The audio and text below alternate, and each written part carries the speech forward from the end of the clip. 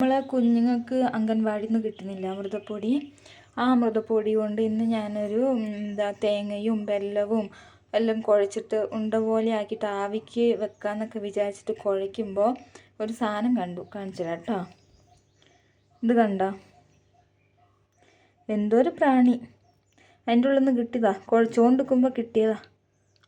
അല്ല, ഇങ്ങനത്തെയൊക്കെ ഫുഡ് എങ്ങനെയാണ് മക്കൾക്ക് കൊടുക്കുക?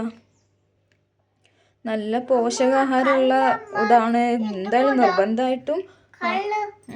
നിർബന്ധമായിട്ടും കൊച്ചുങ്ങൾക്ക് കൊടുക്കണം എന്നെല്ലാം പറഞ്ഞ് അവർ നമുക്ക് തരും. നമ്മൾ എന്ത് ധൈര്യത്തിലാണ് കൊച്ചുങ്ങൾക്ക് ഉണ്ടാക്കി കൊടുക്കണ്ടേ?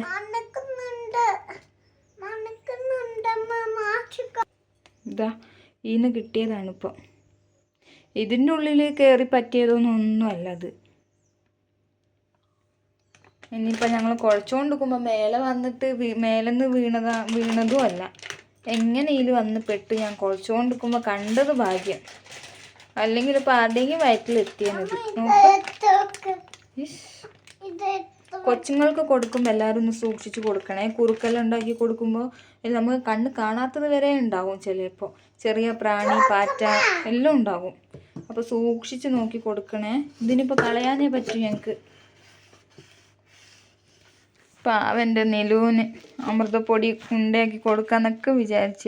നിലുമ്മ ബിസ്ക്കറ്റ് കഴിക്കട്ടാ.